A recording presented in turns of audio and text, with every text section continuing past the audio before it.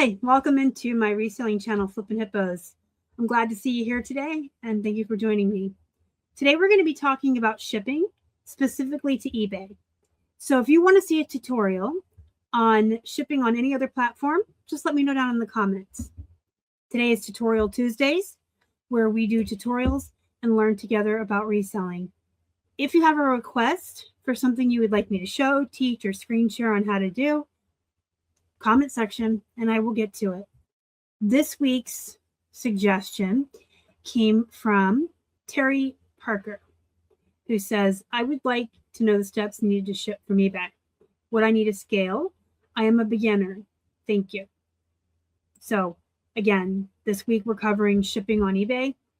This will be geared kind of like a 101 for beginners, but stick around if you're a seasoned seller. You might learn something. You might hear something you like.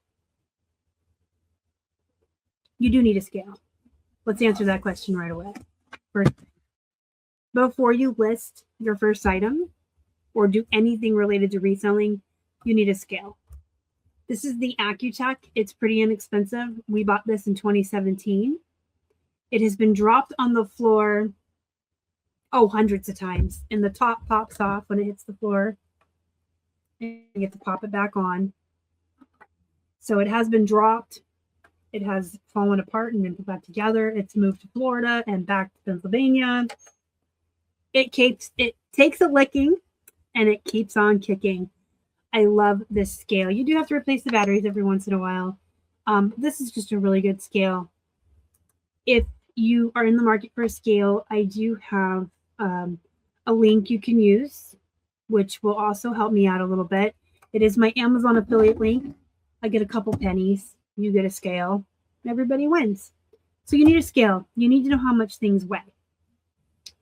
You also need to decide, are you doing free shipping, calculated shipping, or flat rate shipping?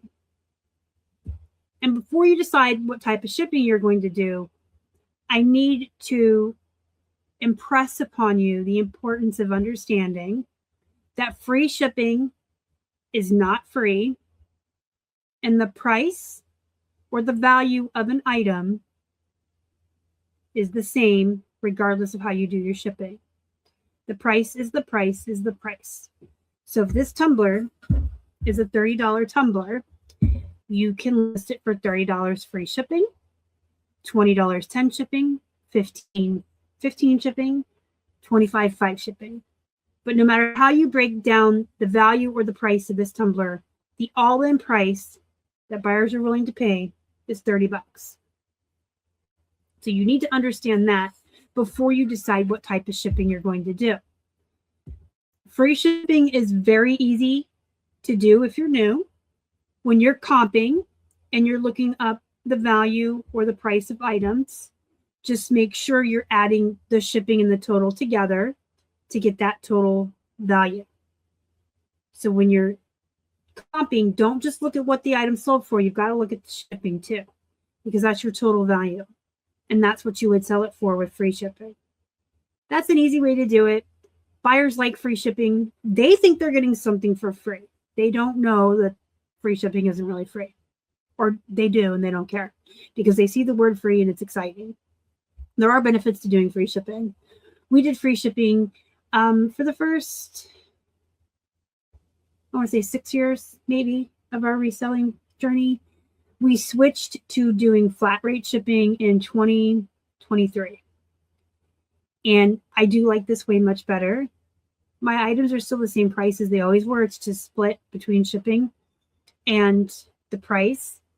I like charging shipping because I sell a lot of clothing and items that can be returned, and I don't have to refund the original shipping. If you sell this for $30 free shipping and they return it, you are refunding them $30. If you sold it for $20 plus 10 shipping and they return it, you refund $20 and you keep the original shipping. So you're not losing as much money on returns. You're not out as much. If you're new and you're not that familiar with how much items cost to ship, then I would suggest doing calculated shipping over flat rate. I would never suggest calculated over flat rate to anyone but a newbie. It's a very simple way to turn the shipping on, charge for it as you're learning and becoming more seasoned. However, if you're a seasoned seller, I would always tell you to do the flat rate over the calculated. You can figure out the average price for most things. I have a chart if you want to see it. If you want to see it typed out, I can put it in the comment section for you too. Just let me know. I'll be more than happy to type this up and put it in there. But my flat rate is really based on worst case scenario for me. Being in Pittsburgh, I will ask Pirate Ship what it would cost to ship each one of those weights to 90210 in California. It's the farthest away from me. And then I can base my flat rates on that. And I did up what I'm charging this year by like 20 cents, 30 cents in some cases, based on the USPS. They always do a price increase every year.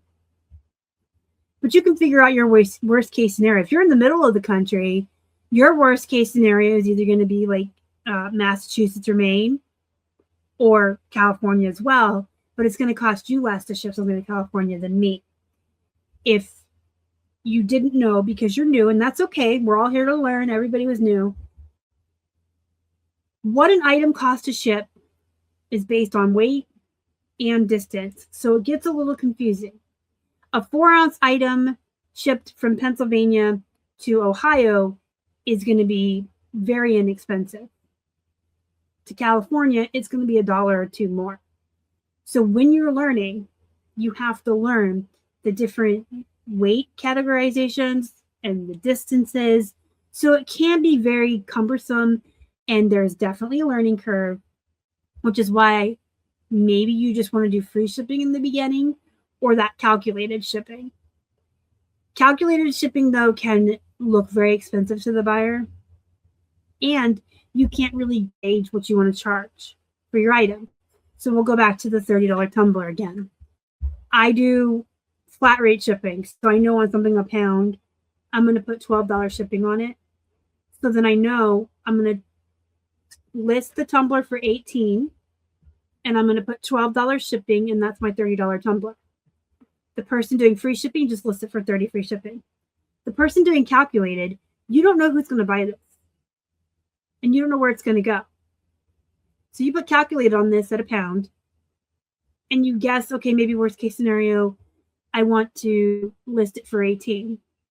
The person whose worst case scenario is going to see your $18 tumbler with like $18 shipping on it. Your best case scenario is only going to have $5, and then you're not getting the total value of the item. So the calculator can be a little tricky. I'm not a fan of it, but asterisk, if you're new and you're still learning, it's a way to charge for shipping without having your ass handed to you. Let's just be frank. When you're new and you're learning shipping and you don't take into account worst case scenario, how far items can go, and getting a lot of returns and having to refund that original shipping as well, you can really get your ass handed to you. And you don't want that. You don't want to have bad experiences. You want to sell items, make money, and feel good about yourself and your business and pay your bills and put food on the table. Nobody wants to feel bad about themselves. So depending on what you're selling, if you're going to get a lot of returns, if you're going to have free returns on, which is a whole nother video, if you want to see it, let me know. I will make one on that too. If you're going to be selling clothing, especially women's clothing, you probably don't want to have free shipping on because you might get a lot of returns. But if you're selling items that don't get returned as much, maybe you want to have calculated on, or maybe you're new and you want to jump in right into the deep end and do the flat rate shipping. I'm sorry. That's what I recommend the most. Like if you were to say, take out any other information. No, don't base your decision on whether someone's new or still learning. What type of shipping would I recommend the most is the flat rate. There was also some information going around last year around eBay Open. They were saying, and by they, I mean eBay executives, were saying that if you had calculated shipping on, you weren't being seen on Google as well. And if you had flat rate shipping on, you got preferential treatment in the Google searches. This is what they said. I can't prove it. I don't have any scientific value to that. That's what was said. So take that into account too. I had a lot of friends that went from calculated to flat rate this year because of that. There is something to be said for showing up on a Google search. If someone's shopping nostalgically for a toy from the 80s that they remember having as a kid, and your eBay listing comes up, they might click it and buy it. So there's something to be said for showing up on eBay. I meant Google, showing up on Google. So those are your basic 3 choices: free, calculated, and flat. You really have to learn worst case scenario, weights. I can absolutely type this chart out for you guys and put it into the comment section. I think I put it on another video somewhere, but I'll just put it again. If you want it, let me know. And you do need a scale. You should be weighing every item. You should weigh every single item. In fact, weighing items should be part of your process. So when I take pictures, the very last picture I take of an item is its weight and its SKU, or where it's going to go in my inventory. If you don't have an inventory management system in place, that also is a whole nother video, but you need to have a really good system in place. So if I'm listing, I take all my photos of the item, the tags, and everything else, and then I take a picture of the item on the scale so I can see its weight. And then I take a picture of, I have tags for their locations. So when I sit down to list, I can see that this eBay shirt is 10 ounces and it's in A1. And I can put that right in my SKU and my weight, and I have everything together. So yes, you do need a scale, and weighing items needs to be part of your process. You should take a picture of the item on the scale and its location, because we're human and we make mistakes. And sometimes items fall on the floor or get put in the wrong place. You can't find it. You can always look back at your listing and see the location. So I hope I've really covered shipping here. If you have any more questions, comments, concerns, anything wasn't clear, I need to clarify something, you want to see this chart, you want to see any other videos made, the comment section is there for you guys. It's there for you to ask questions and request videos, and I answer everybody. And I will get around to all the tutorial requests eventually. Just working my way through them. I'm more than happy to do that. Don't ever hesitate to ask questions here. And speaking of, you should probably join my Facebook group. It's called Flippin Hippos Reseller Pod. And myself and everyone in there, by design, are really nice people. If you're new and you're lost and you need help, if you're a seasoned seller and you have a question, you can always go in there and ask your questions, and people will answer you, and they'll be really nice about it. So join the Facebook group. Use the comment section down below. Don't forget to subscribe to the channel and hit the like button. It helps me feed all my hungry hippos. I'll see you in the next one. Bye.